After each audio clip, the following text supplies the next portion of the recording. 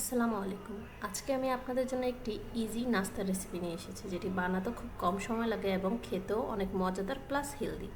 সব বাচ্চারাই আশা করি এই রেসিপিটি অনেক মজা করে খাবে এবং অনেক পছন্দ করবে। তার জন্য এখানে লাগবে প্রথমে একটি গাজর, 2টি ডিম ও কিছু ধনিয়া পাতা।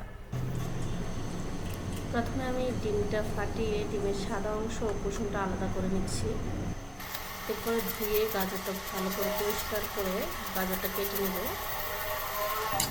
গাজরটা অনেক বেশি চিকন ও ছোটো ছোটো আকারে, একদম কুচি যেটাকে বলা হয়, সেই কুচি আকারে কাটতে হবে। এতে সিদ্ধটা জলদি হবে, কারণ আমাদের নাস্তাটা খুব অল্প সময়ে রেডি করা হবে। ধনিয়া পাতাটাও ধুয়ে কেটে নিচ্ছি।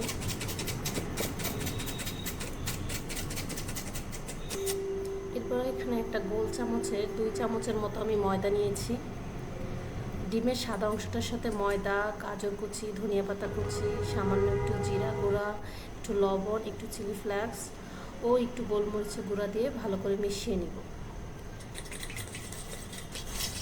এটা মিশানোর জন্য আমি কিছুটা পানি ব্যবহার করব। পানির সাথে আরও একটু ভালোভাবে মিশিয়ে নিচ্ছি। ব্যাটারটা দেখতে অনেকটা এরকম হবে।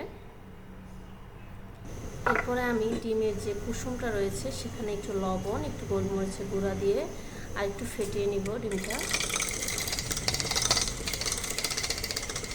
এটা ফেটিয়ে নেওয়ার পরে একটা প্যানে সামান্য একটু তেল দিব।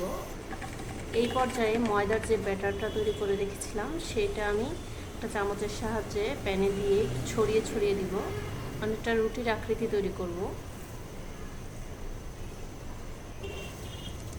এরপরে আমি রুটিটা একটু ফোল্ড করে নিব, অনেকটা ভাঁজ করে নিব, দেখতে অনেকটা রোলের মতো হবে। এক সাইড করে রেখে তার সাথেই আমি আবার একটু ব্যাটার দিয়ে আরেকটা রুটির মতো করে নেব। পাশাপাশি রাখবো যেন একটার সাথে একটা আটকে আসে। এরপরে আমি আবার ওই রুটিটার সাথে আগে রুটিটা ফোল্ড করে দেব, এতে করে দেখতে একটা রোলের মতো হবে। এরপরে আমি ডিমের যে কুসুমটা ফেটিয়ে রেখেছিলাম সেটা দিয়ে দেব।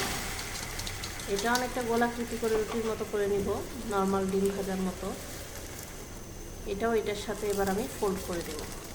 এতে করে উপর থেকে যে হলুদ একটা লেয়ার তৈরি হবে ডিমের কুসুমে, সেটা দেখতেও যেমন অসাধারণ লাগবে, খেতেও অনেক ভালো লাগবে। বাচ্চারা দেখে অনেক আকর্ষণ ফিল করবে। যেসব বাচ্চারা সহজে নাস্তা খেতে চায় না, ওরাও কিন্তু এই নাস্তাটা ইজিলি খেয়ে নেবে, দেখতে অনেক লোভনীয় হবে।